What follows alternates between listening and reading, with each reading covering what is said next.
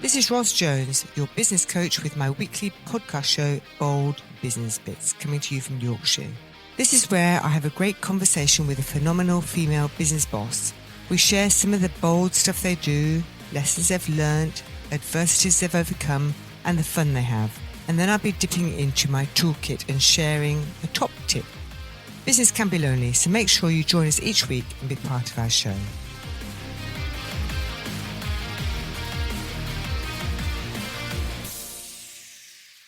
So hello and welcome. This is Ros Jones from Bold Business Bits podcast show. And today I'm delighted to be joined by Gill Laidler of Topic UK. Welcome, Gill. Thank you. It's lovely to have you here. So, Gill, I first became aware of Topic UK when I used to, in the old days, when I used to spend quite a lot of time in hotels in York, and I used to see it everywhere. So tell me how it came about. I'll try and keep it as brief as I can. Topic started just in one area. It started in Wakefield in West Yorkshire about 8 years ago. It came about because we had a lot of small businesses that we worked for at the time who, in terms of graphic design and marketing and so on, and they said that they didn't have a platform to be able to showcase what they did, who they were. Lots of the media that were around there were either not suitable or too expensive. So we had the skills as a marketing and PR and design agency to be able to put together a magazine for them. So we said that we would do that if these businesses supported, which they did. So cutting a long story short, that was launched, and within 12 months we were asked to take it into other areas. So for instance, Kirklees and Calderdale, which is the Huddersfield, Halifax areas, they came forward and said, will you bring the magazine over here? We said no, because it's been supported by Wakefield businesses. They've, in effect, paid to help with promotion so that we can print. But if you want us to create another magazine for your area, we will do. So that's what we did. We worked with the businesses there. Then we were approached in South Yorkshire. So we went to South Yorkshire. Wow. And then we dabbled in London for a while. We did one down in Soho, but that we couldn't find the right sort of people to run that. They weren't Yorkshire people, you see. We couldn't get them to do that properly. So we gave up on that. And then my business partner, Rob, and I, we are from Leeds originally. So we wanted to take it into Leeds. That was the only area that didn't ask for it. So we created a Leeds one, just sort of threw it into Leeds to see what happened. And it really took off. So much so that with all the editions, it was proving very difficult. We're a very small team, and the magazine was growing in every area. But it was very complicated in that Wakefield businesses were just in Wakefield edition, Calderdale were in there, and Leeds. And then we were getting people from Wakefield saying, can we go in the Leeds one? Like, no, you've got to stay in the Wakefield one, unless you want to pay to go in the Leeds one, because they were trying to promote themselves in other areas. So we sat down one evening and made the decision to take it Yorkshire-wide. It made it much simpler for us that we could just amalgamate all the editions.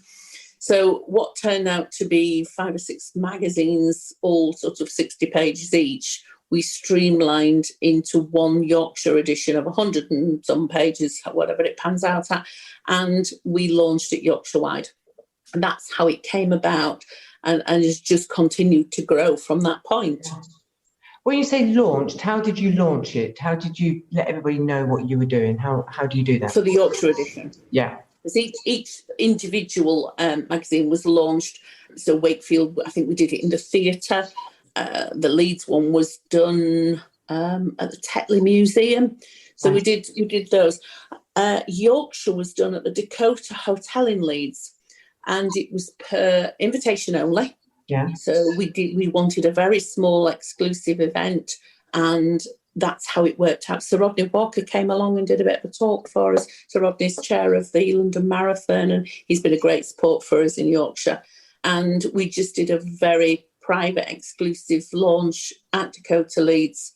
I think our first Yorkshire cover was the chief exec or the commercial director for Leeds Bradford Airport, who came along very embarrassed because he was on the cover and everybody was taking it away, and we had a bit of a party. So that's how it launched across Yorkshire. Fantastic. So That's just an amazingly creative, big thing to think about, I think. So, and I guess that people were just asking for some other forum for you to be able to promote their businesses. But that's just, I just think it's amazing. So how do you find the celebrities, or if you like, or the weight of people to support you in this? I think the celebrities, if that's what they are, came from, some of them came to us, but we do a lot of work with the Leeds Grand Theatre. Okay. We support the Leeds Grand Theatre. So we are lucky enough to go to most of their events and productions. We get to go on press night, and you usually find that on press night, that's when the local celebrities, if you like, are there.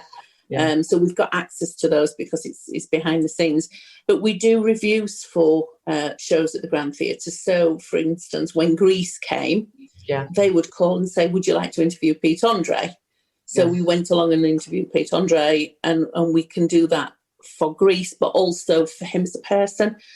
When we started to do a feature for Yorkshire Businesswoman, which we can talk about later, we wanted to include, our resident hairdresser there is Andrew Barton. He used to be Lorraine and 10 years younger.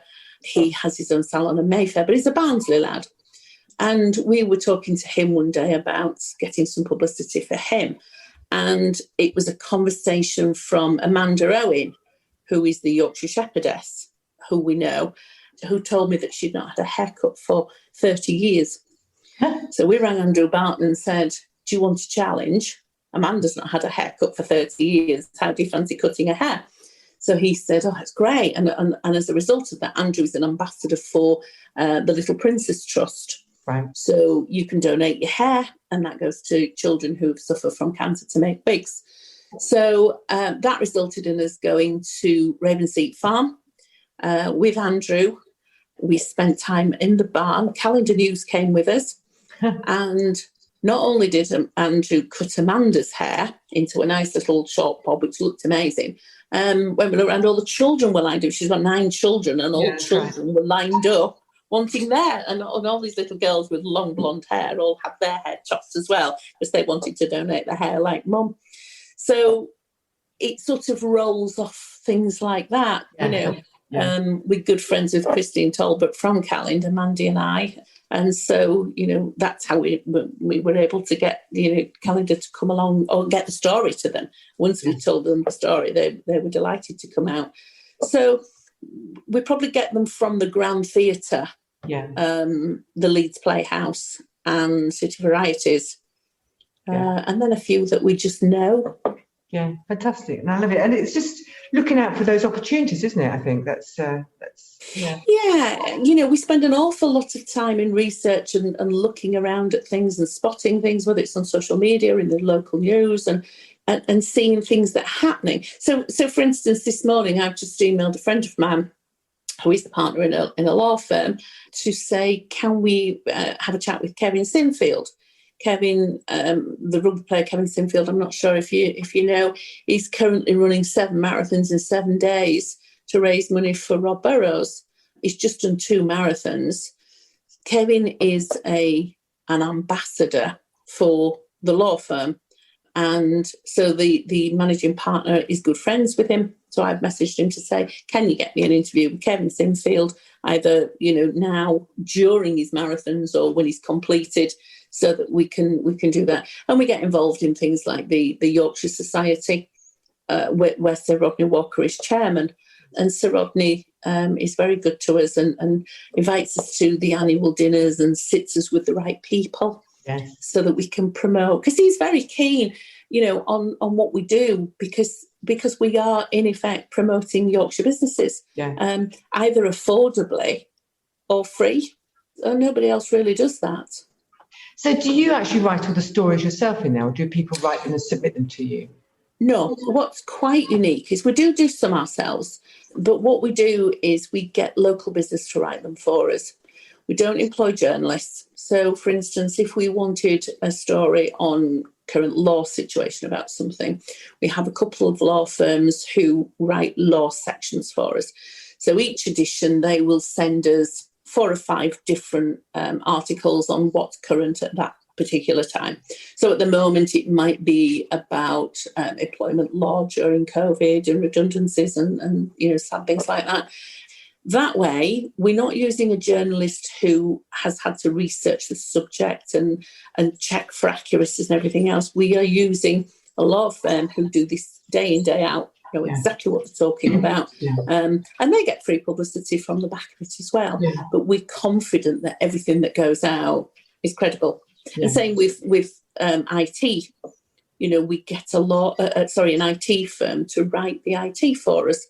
Something that they do every day. We know it's accurate. We know it's right. So we're quite unique in that. I don't think any other publication does that.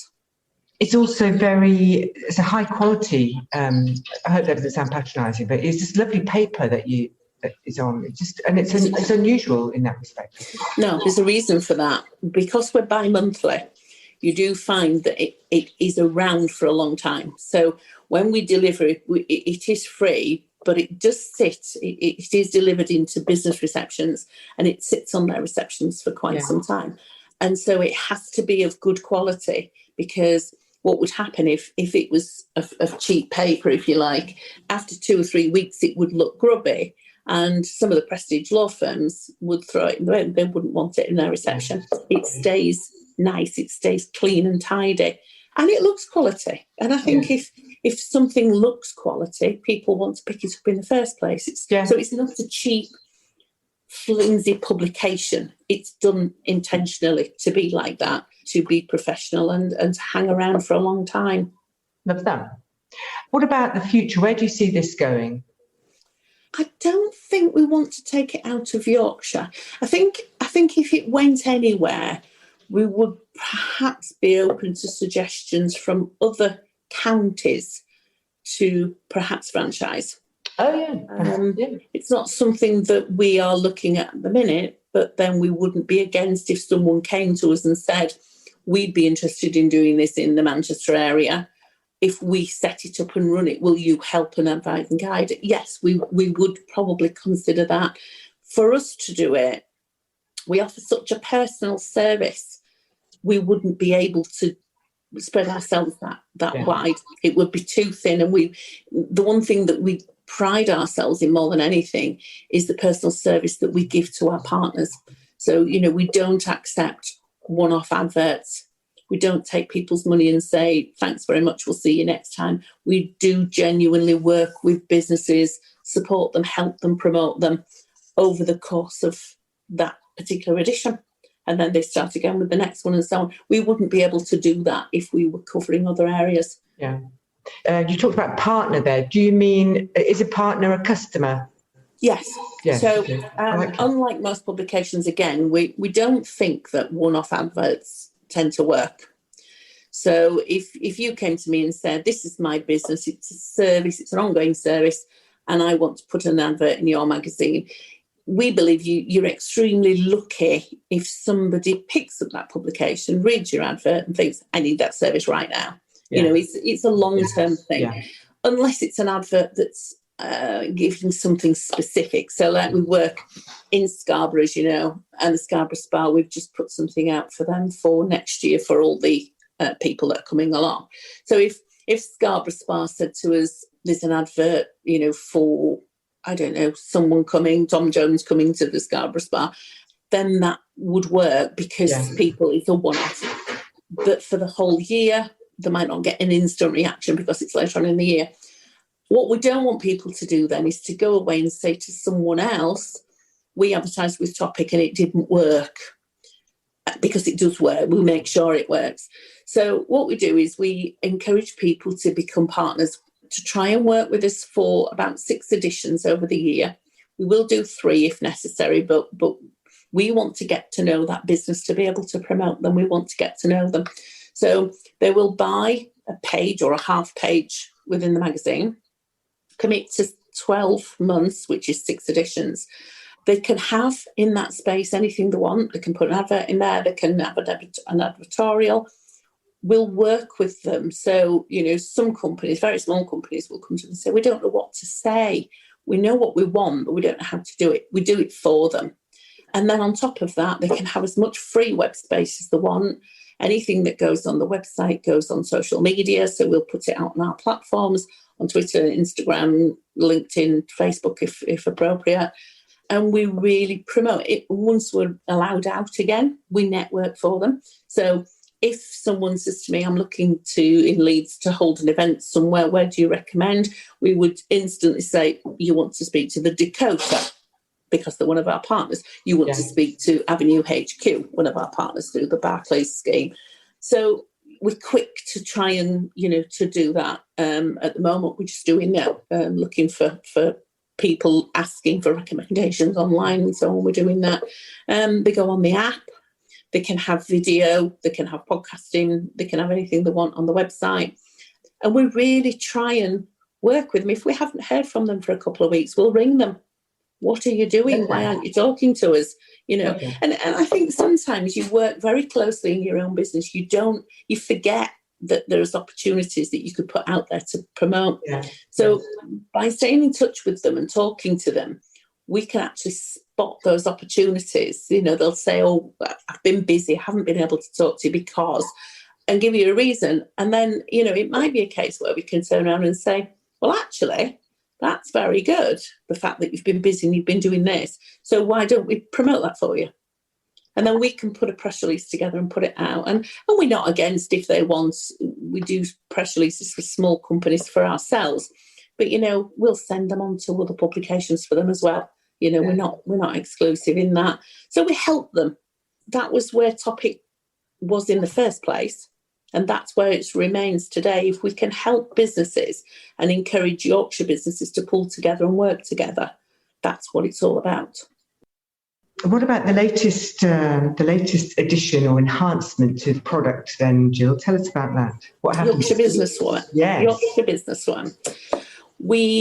About 18 months ago, we started to get a lot of content from women across Yorkshire that was quite inspirational. We were looking at these women and thinking, wow, this is great. This is a press release about this lady. Look how well she's done and so on. So we decided in Topic to create a section called Yorkshire Businesswoman.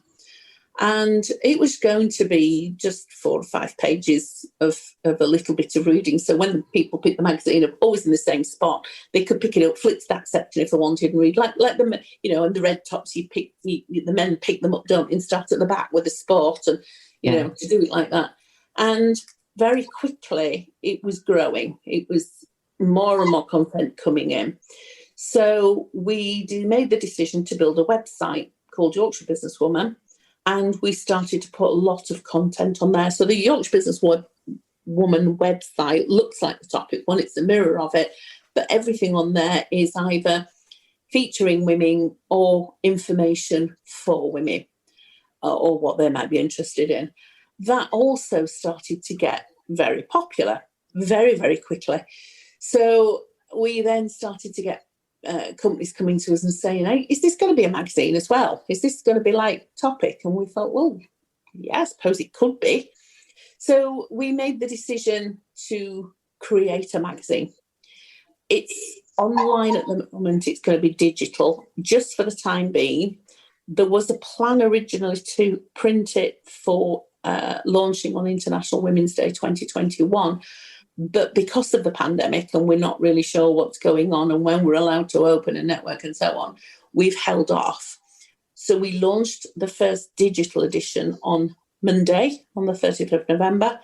And it's just been overwhelming this last couple of days of people coming on saying, this is fabulous, can I be in it? And so on. I've just been onto LinkedIn this morning to find 42 messages of people wanting to go into the magazine. And I rarely go on LinkedIn, so it's like, oh, I must do that. And again, great, because we get then the support of the friends that we make through Topics. So I think on Sunday evening, there was a tweet went out from Amanda Owen, who said, so looking forward to Yorkshire Businesswoman launching tomorrow. And instantly Twitter went crazy because it was Amanda. And that was resulting from her charity donation with Andrew and so on. And so it's, we're sort of a little bit up in the air with that now of, okay, we had an editorial meeting yesterday. what direction is this going to go in? Because it's been more successful than what we anticipated, which is a great position to be in, I suppose, isn't it? Yeah. And spinning from that, then we've had calls from a couple of radio stations asking us to do business news for 2 radio stations. Oh wow! Yes. So we're in talks with that to start, perhaps podcasting and doing the business updates for radio stations in Yorkshire. So that's probably going to be the next stage that we can get to.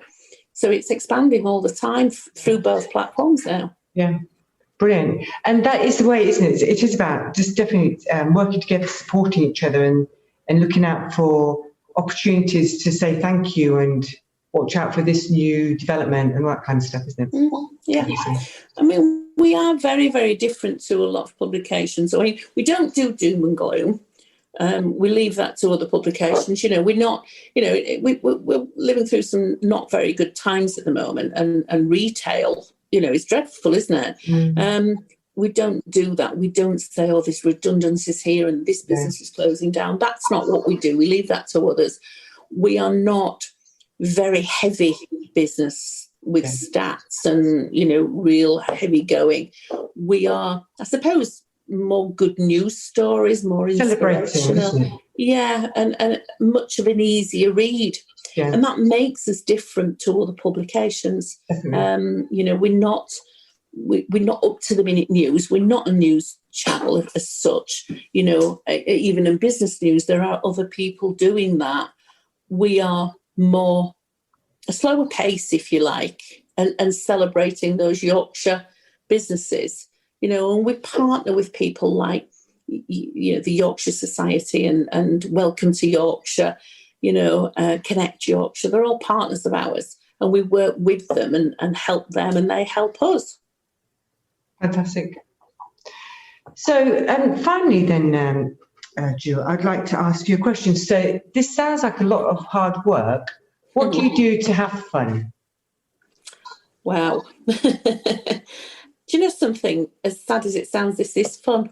Yeah, I thought that's what you were going to say. Yeah, it is fun. And it's a very social job. So we are very lucky that we get invitations to nice places. We go to the theatre, like I said. We do hotel and restaurant reviews. So we're invited to go and stay in nice hotels, as long as we write nice things about them, obviously. Yeah. And to dine out. And we can share that as well with our partners. So it might be that, we ring a partner and say, we've got in fact, one's just been unfortunately cancelled because of COVID. But I think our next review when everything reopens is at Winter Hill, which is the glamping site up in North Yorkshire. We were going to do that. I couldn't make it, so we asked someone else to go for us. So sometimes it might be one of our partners that we can reward. We can say, do you fancy staying in a 5-star hotel? Free. Doesn't cost you anything. And all you've got to do is tell me about the experience. I'll write it for you. So we can reward people as well. We can, and we run competitions. We can give things away. We're just running a competition for some gin at the minute. And I've just been begging a friend of mine, who is the brother-in-law of David Jason, to get one of his new signed books that he's just brought out. So we get to do lots of fun things anyway. Exactly. And it mixes in with your personal life, doesn't it? Yeah. Fantastic. So how do people find out more? How do they find out more about how to get or how to read the magazines, how to be featured in them? Where do they go? Both magazines are online. As I say, Topics Printed, that's available from lots of different places. If you're in your neck of the woods in Scarborough, it's available at the Scarborough Spa and various hotels have got it in the receptions and so on. Business receptions, most business receptions in towns have got them in York and in Leeds and such. There is a digital edition online, which is www.topicuk.co.uk. or yorkshirebusinesswoman.co.uk. We've also got an app. Both of them are on the app. That's available at the App Store or Google Play, Topic UK Business Magazine. And if you download Topic UK Business Magazine, Yorkshire Businesswoman is on there as well. And you can also get the editions on there they are fully readable on mobile and desktop devices. So there's lots of different ways you can get it. They can email us, they can call us, and we can have a chat. And we, because we're small and we can offer a personal service, everything goes.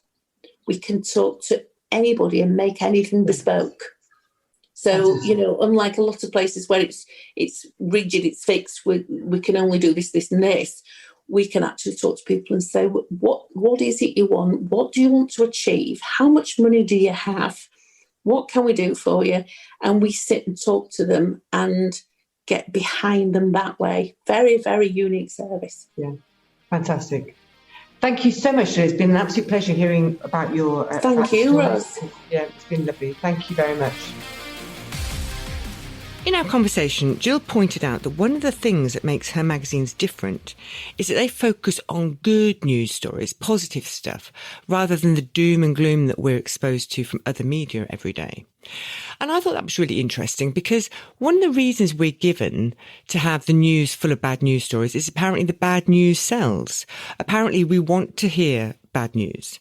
But it's clearly not the case because Jill's magazine's so popular, and the Yorkshire Businesswoman, when it was launched, it literally flew off the shelf, metaphorically speaking. So I was interested in what's the consequence to us of good news and bad news. Well, when we're barraged with bad news, it actually increases the level of cortisol, our body's primary stress hormone. I looked this up to find out more because cortisol is obviously, it serves a purpose. It naturally regulates our blood pressure and other bodily processes. But when we have too much cortisol, too much stress caused by bad news, the side effects are actually pretty horrible. So there's a long list of the impact of too much cortisol in our body, which is caused by stress, and we get stressed by listening to bad news. Here's a list of things that cortisol does to us: anxiety and depression, headaches, heart disease, memory and concentration problems, problems with digestion, trouble sleeping, weight gain. It's a horrible list, isn't it? And over the last year, we've been barraged with bad news on a daily basis. It's sort of not surprising that there's a lot of anxiety and stress out there right now. So what do we do about this? Well, personally, I avoid listening to the news anyway, but sometimes we obviously need to be informed about new rules and things that are going on. But I just think generally there's a moral here that we need to be focusing more on good news stuff. So why not make an absolute positive impact to actually share some good news with other people and yourself every day? And this can only be a good thing, surely. It's uplifting your spirit and the opposite of the impact of too much bad news. So let's all make an effort and share good news stories every day with each other and just see what difference you can make in the world. I really enjoyed my conversation with Jill, and I'm a great fan of the Topic UK magazine. I hope you enjoyed it too, and that this has been inspirational, uplifting for you, and that you feel great. This is Ros Jones from the Bold Business Bits podcast show. Thank you for listening. See you next time. This has been your Ros Jones Bold Business Bits podcast show. If you'd like any further information about anything we've discussed today, please just get in touch. Go to businesscoachingyorkshire.co.uk. Please join me again next week when I'll be speaking with another phenomenal female business boss with bold business bits. And remember to subscribe to my show. Thanks for listening.